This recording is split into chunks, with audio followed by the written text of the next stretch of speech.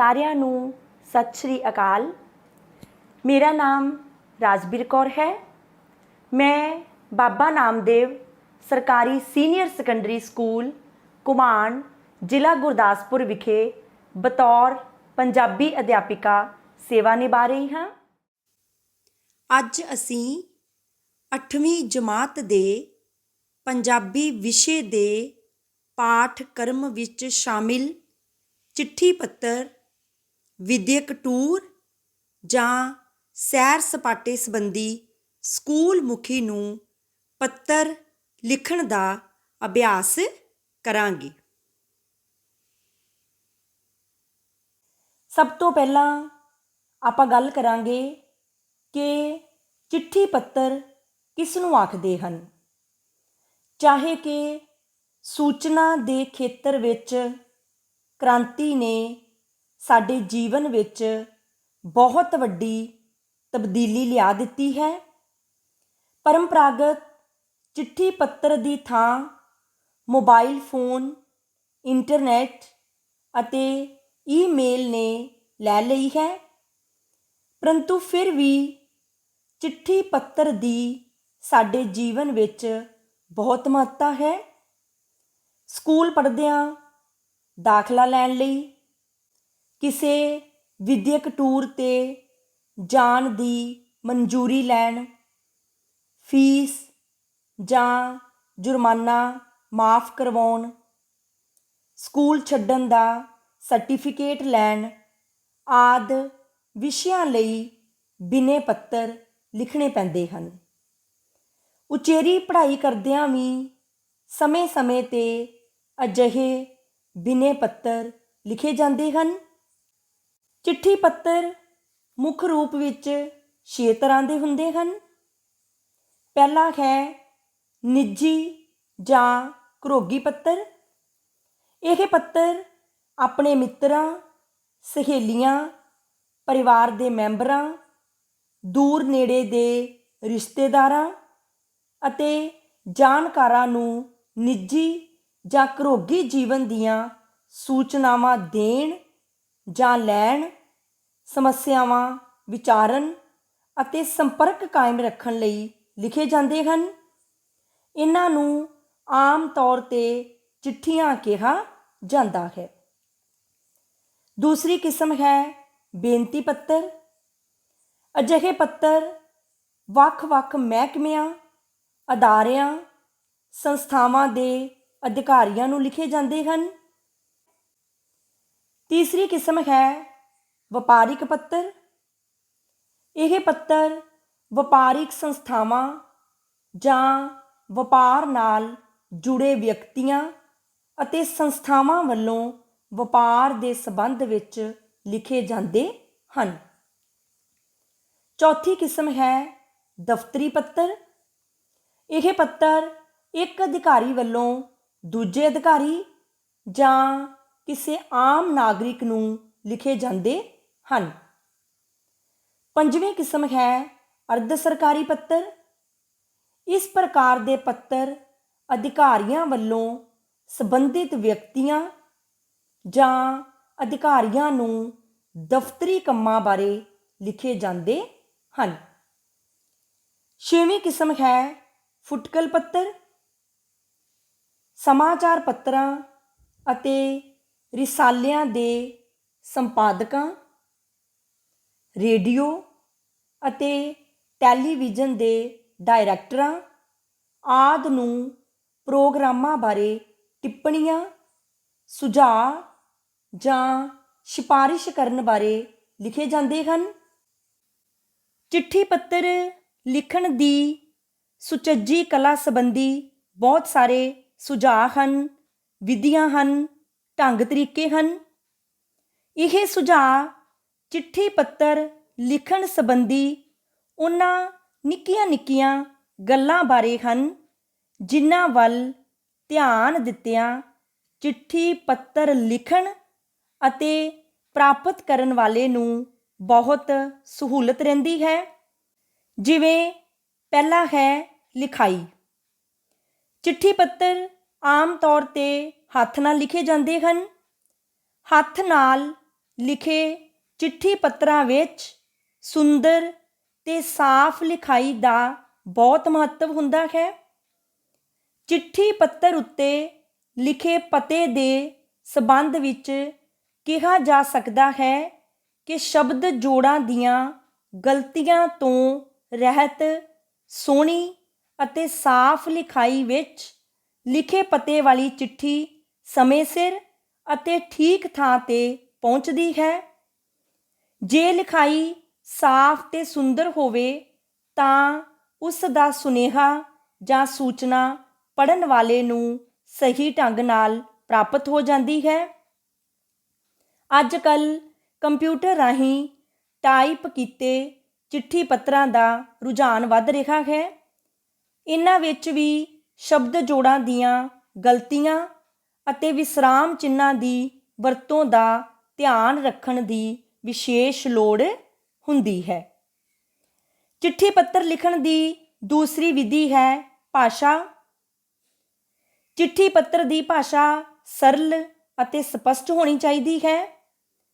ਬੇਨਤੀ ਪੱਤਰਾਂ,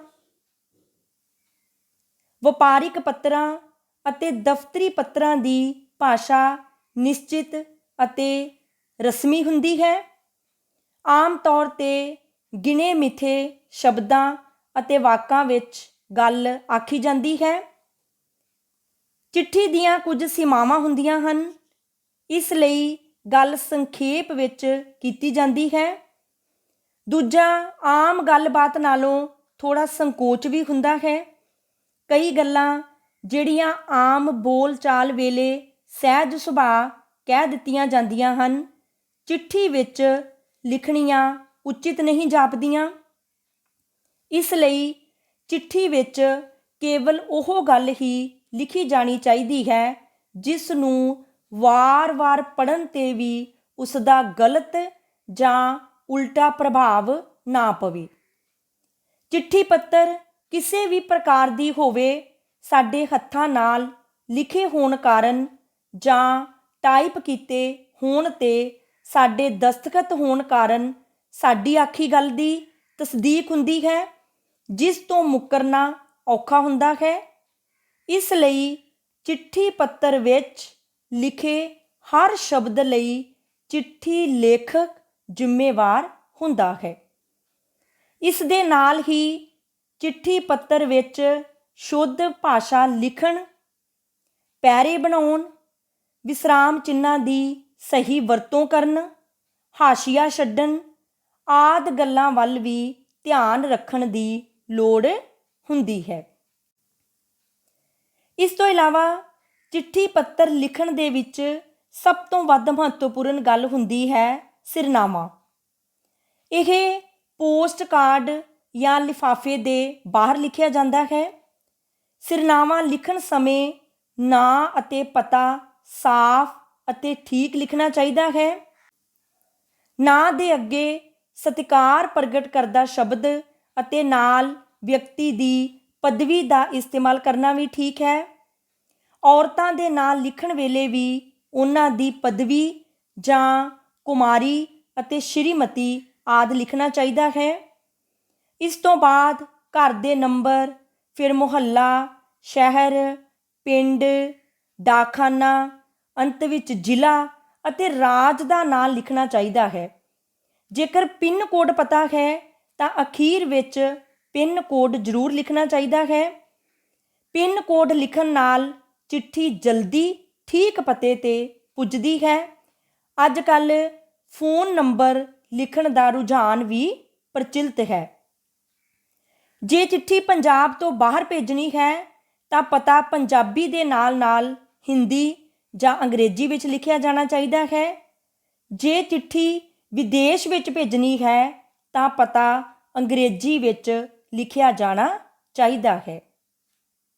ਆਮ ਤੌਰ 'ਤੇ ਚਿੱਠੀ ਪੱਤਰਾਂ ਦੇ ਆਰੰਭ ਵਿੱਚ ਪੰਨੇ ਦੇ ਸੱਜੇ ਹੱਥ ਵਾਲੇ ਸਿਰੇ ਉੱਤੇ ਪੱਤਰ ਲਿਖਣ ਵਾਲੇ ਦਾ ਆਪਣਾ ਪਤਾ ਲਿਖਿਆ ਜਾਂਦਾ ਹੈ। ਇਹ ਉਸ ਦਾ ਡਾਕ ਦਾ ਪਤਾ ਹੁੰਦਾ ਹੈ। ਜੇ ਪੱਤਰ ਪਿੰਡ ਤੋਂ ਲਿਖਿਆ ਜਾਵੇ ਤਾਂ ਪਹਿਲਾਂ ਪਿੰਡ ਦਾ ਨਾਂ ਲਿਖਿਆ ਜਾਂਦਾ ਹੈ। ਉਸ ਦੇ ਹੇਠਾਂ ਦੂਜੀ ਸਤਰ ਵਿੱਚ ਡਾਕ ਘਰ ਅਤੇ ਤੀਜੀ ਸਤਰ ਵਿੱਚ ਤਹਿਸੀਲ ਅਤੇ ਜ਼ਿਲ੍ਹੇ ਦਾ ਨਾਂ ਲਿਖਿਆ ਜਾਂਦਾ ਹੈ। ਅਗਲੀ ਸਤਰ ਵਿੱਚ ਤਾਰੀਖ ਲਿਖੀ ਜਾਂਦੀ ਹੈ। ਇਸ ਤੋਂ ਇਲਾਵਾ ਪ੍ਰੀਖਿਆ ਦੇ ਮੰਤਵ ਤੋਂ ਵਿਦਿਆਰਥੀ ਪ੍ਰੀਖਿਆ ਭਵਨ, ਸਕੂਲ ਦਾ ਨਾਂ, ਸ਼ਹਿਰ ਦਾ ਨਾਂ ਲਿਖ ਕੇ ਤਾਰੀਖ ਲਿਖ ਲੈਂਦੇ ਹਨ। ਜੇਕਰ ਪ੍ਰਸ਼ਨ ਵਿੱਚ ਪੱਤਰ ਲਿਖਣ ਵਾਲੇ ਦਾ ਪਤਾ ਦਰਸਾਇਆ ਗਿਆ ਹੋਵੇ ਤਾਂ ਫਿਰ ਉਹ ਹੀ ਲਿਖਣਾ ਚਾਹੀਦਾ ਹੈ। ਚਿੱਠੀ ਪੱਤਰ ਦਾ ਮੱਧ ਵੀ ਬਹੁਤ ਮਹੱਤਵਪੂਰਨ ਹੁੰਦਾ ਹੈ। ਮੱਧ ਭਾਗ ਵਿੱਚ ਪੱਤਰ ਦਾ ਵਿਸ਼ਾ ਵਸਤੂ ਹੁੰਦਾ ਹੈ। ਆਰੰਭ ਦੀਆਂ ਸਤਰਾਂ ਵਿੱਚ ਕਈ ਵਿਅਕਤੀ ਰਾਜੀ ਖੁਸ਼ੀ ਪੁੱਛਦੇ ਹਨ ਜਾਂ ਉਹਨਾਂ ਦਾ ਨਾਮ ਲਿਖਦੇ ਹਨ। ਅੱਜ ਕੱਲ੍ਹ ਪੱਤਰ ਦਾ ਮੱਧ ਭਾਗ ਸਿੱਧੇ ਹੀ ਸ਼ੁਰੂ ਕੀਤਾ ਜਾਂਦਾ ਹੈ। ਵੱਧ ਤੋਂ ਵੱਧ ਕਿਸੇ ਪਹਿਲਾਂ ਮਿਲੇ ਪੱਤਰ ਜਾਂ ਸੂਚਨਾ ਦਾ ਹਵਾਲਾ ਦਿੱਤਾ ਜਾਂਦਾ ਹੈ। ਚਿੱਠੀ ਪੱਤਰਾਂ ਦੇ ਆਕਾਰ ਦੀ ਕੋਈ ਸੀਮਾ ਨਹੀਂ ਹੁੰਦੀ। ਜਦੋਂ ਮੱਧ ਭਾਗ ਮੁੱਕਣ 'ਤੇ ਆਉਂਦਾ ਹੈ ਤਦ ਚਿੱਠੀ ਲਿਖਣ ਦਾ ਮੰਤਵ ਦੁਹਰਾਇਆ ਜਾਂਦਾ ਹੈ ਜਾਂ ਉਸ ਬਾਰੇ ਤਾਕੀਦ ਕੀਤੀ ਜਾਂਦੀ ਹੈ। ਹੋਰ ਨੇੜਲੇ ਮੈਂਬਰਾਂ ਜਾਂ ਪੜ੍ਹਨ ਵਾਲਿਆਂ ਪ੍ਰਤੀ ਸਤਿਕਾਰ ਵੀ ਪ੍ਰਗਟ ਕੀਤਾ ਜਾਂਦਾ ਹੈ। ਚਿੱਠੀ ਦਾ ਅੰਤ ਵੀ ਬਹੁਤ ਮਹੱਤਵਪੂਰਨ ਹੁੰਦਾ ਹੈ।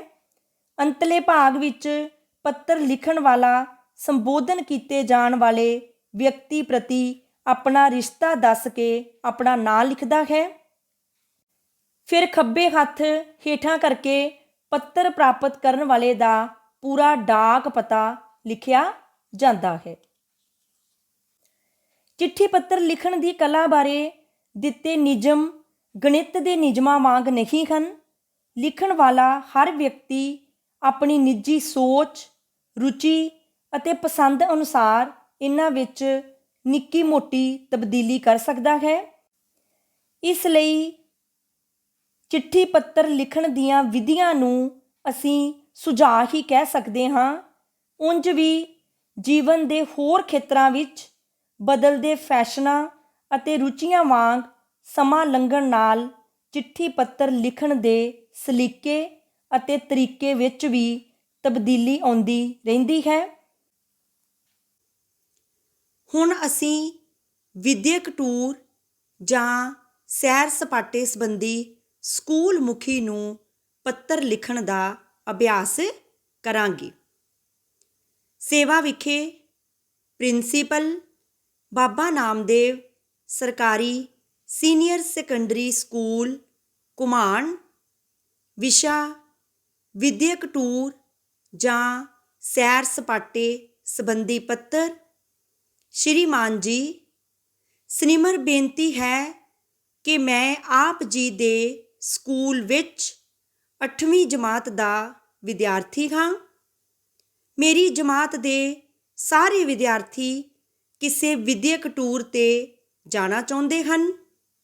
ਆਪ ਜੀ ਨੂੰ ਪਤਾ ਹੀ ਹੈ ਕਿ ਜ਼ਿੰਦਗੀ ਵਿੱਚ ਬਦਲਾਅ ਆਉਣਾ ਬਹੁਤ ਜ਼ਰੂਰੀ ਹੈ। ਬਦਲਾਅ ਕੁਦਰਤ ਦਾ ਨਿਯਮ ਹੈ। ਅਸੀਂ ਸਾਰੇ ਵਿਦਿਆਰਥੀ ਆਪਣੀ ਸਕੂਲੀ ਜ਼ਿੰਦਗੀ ਤੋਂ ਥੋੜ੍ਹਾ ਹਟ ਕੇ ਕਿਸੇ ਵਿਦਿਅਕ ਟੂਰ 'ਤੇ ਜਾ ਕੇ ਆਪਣੀਆਂ ਅੱਖਾਂ ਨਾਲ ਦੇਖ ਕੇ ਕੁਝ ਨਵਾਂ ਸਿੱਖਣਾ ਚਾਹੁੰਦੇ ਹਾਂ।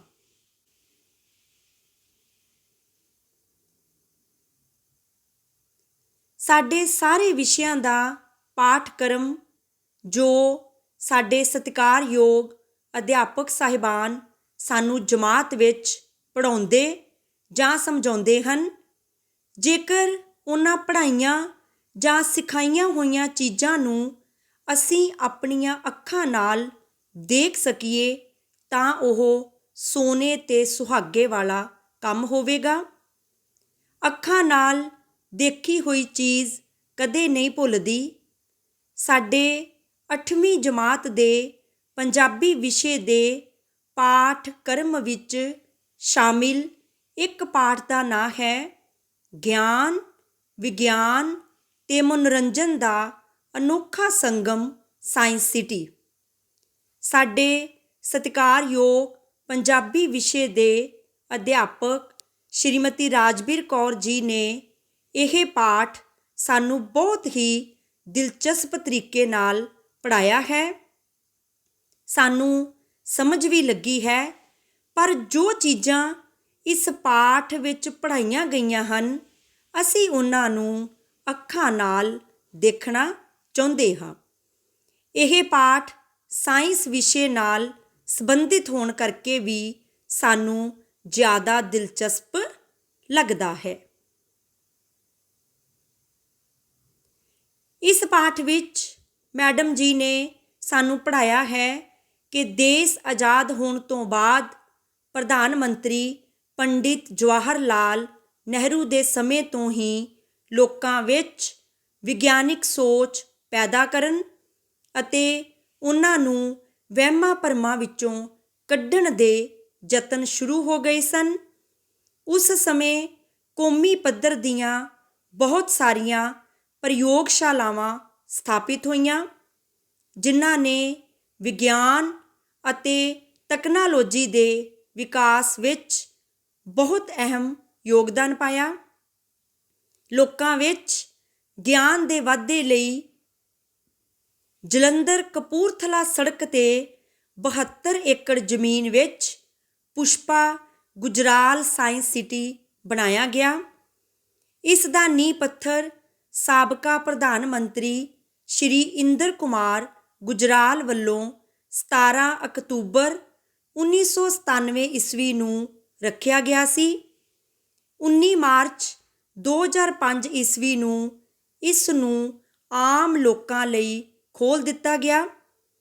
ਸਾਇੰਸ ਸਿਟੀ ਦਾ ਨਾਂ ਸਾਬਕਾ ਪ੍ਰਧਾਨ ਮੰਤਰੀ ਇੰਦਰ ਕੁਮਾਰ ਗੁਜਰਾਲ ਦੀ ਮਾਤਾ ਸ਼੍ਰੀਮਤੀ ਪੁਸ਼ਪਾ ਗੁਜਰਾਲ ਦੇ ਨਾਂ ਤੇ ਰੱਖਿਆ ਗਿਆ ਹੈ, ਜੋ ਇੱਕ ਸਮਾਜ ਸੇਵਕਾ ਸਨ। ਸਾਇੰਸ ਸਿਟੀ ਪਹੁੰਚਦਿਆਂ ਸਾਡੀ ਨਿਗਾਹ ਇੱਕ ਬਹੁਤ ਵੱਡੇ ਗਲੋਬ ਤੇ ਪੈਂਦੀ ਹੈ, ਜੋ ਵਿਭਿੰਨ ਰੰਗਾਂ ਦੀਆਂ 25 ਲੱਖ ਟਾਈਲਾਂ ਨਾਲ ਬਣਾਇਆ ਗਿਆ ਹੈ। ਬਾਹਰੋਂ ਦਿਸਣ ਵਾਲਾ ਇਹ ਗਲੋਬ ਅਸਲ ਵਿੱਚ ਇੱਕ ਥੀਏਟਰ ਹੈ। ਇੱਥੇ ਆਮ ਸਿਨੇਮਾ ਨਾਲੋਂ 10 ਗੁਣਾ ਵੱਡੀ ਸਕਰੀਨ ਤੇ ਫਿਲਮ ਦਿਖਾਈ ਜਾਂਦੀ ਹੈ। ਇੱਥੇ ਬੱਦਲ ਗਰਜਣ ਤੋਂ ਲੈ ਕੇ ਸੂਈ ਡਿੱਗਣ ਤੱਕ ਦੀ ਆਵਾਜ਼ ਸਾਫ਼ ਸੁਣਾਈ ਦਿੰਦੀ ਹੈ। ਇਹ ਪੁਲਾੜੀ ਥੀਏਟਰ ਇੱਕਦਮ ਰਾਤ ਦੇ ਆਕਾਸ਼ ਵਿੱਚ ਬਦਲ ਜਾਂਦਾ ਹੈ। ਇੱਥੇ ਗਲੈਕਸੀਆਂ ਦੇ ਬਣਨ, ਤਾਰਿਆਂ ਦੇ ਟੁੱਟਣ ਅਤੇ ਵੱਖ-ਵੱਖ ਗ੍ਰਹਿਾਂ ਦਾ ਗਿਆਨ ਦਿੱਤਾ ਜਾਂਦਾ ਹੈ। ਸਾਇੰਸ ਸਿਟੀ ਦੀ ਪੁਲਾੜੀ ਗੈਲਰੀ ਵਿੱਚ ਰੱਖਿਆ ਗਿਆ ਪੋਲ ਸਟਾਰ ਲਾਂਚਿੰਗ ਵਹੀਕਲ ਸਾਨੂੰ ਉੱਪਰ ਪੁਲਾੜ ਵਿੱਚ ਸੈਟੇਲਾਈਟ ਛੱਡਣ ਦੀ ਪੂਰੀ ਪ੍ਰਕਿਰਿਆ ਦੀ ਜਾਣਕਾਰੀ ਦਿੰਦਾ ਹੈ। ਸਪੇਸ ਸ਼ਟਲ ਦਾ ਮਾਡਲ ਇੱਥੇ ਵਿਸ਼ੇਸ਼ ਖਿੱਚ ਦਾ ਕੇਂਦਰ ਹੈ।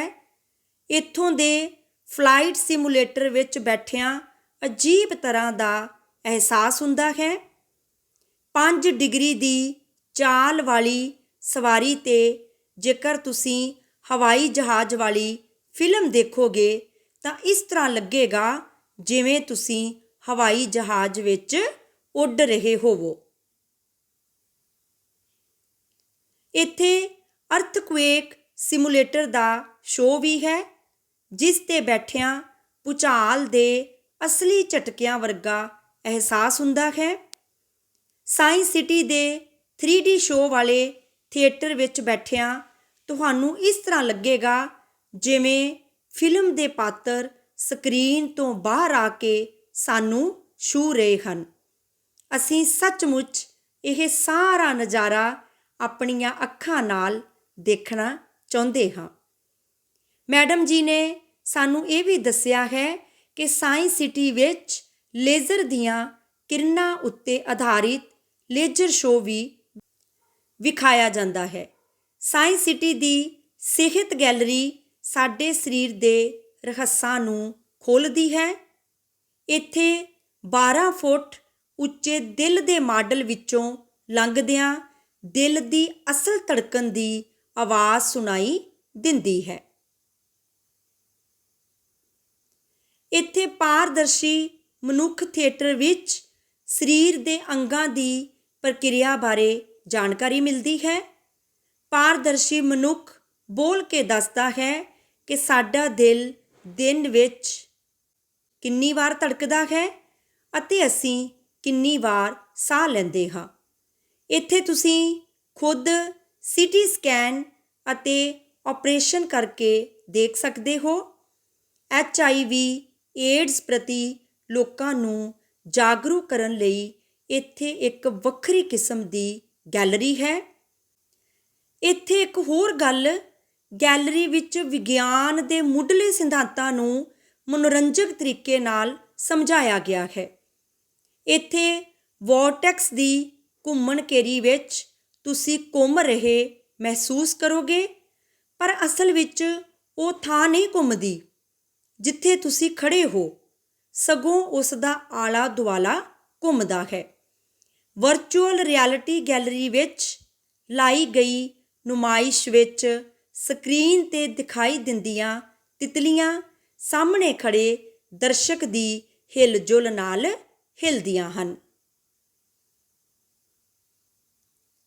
ਪਰਛਾਵਿਆਂ 'ਤੇ ਆਧਾਰਿਤ ਪ੍ਰਦਰਸ਼ਨੀਆਂ ਵਿੱਚ ਵਰਚੁਅਲ ਸੈਂਡ ਪ੍ਰਦਰਸ਼ਨੀ ਅਜਿਹੀ ਪ੍ਰਦਰਸ਼ਨੀ ਹੈ ਜੋ ਇਹ ਅਹਿਸਾਸ ਕਰਵਾਉਂਦੀ ਹੈ ਜਿਵੇਂ ਤੁਸੀਂ ਰੇਗਿਸਤਾਨ ਵਿੱਚ ਹੋਵੋ ਅਤੇ ਤੁਹਾਡੇ ਉੱਪਰ ਰੇਤ ਆ ਰਹੀ ਹੋਵੇ।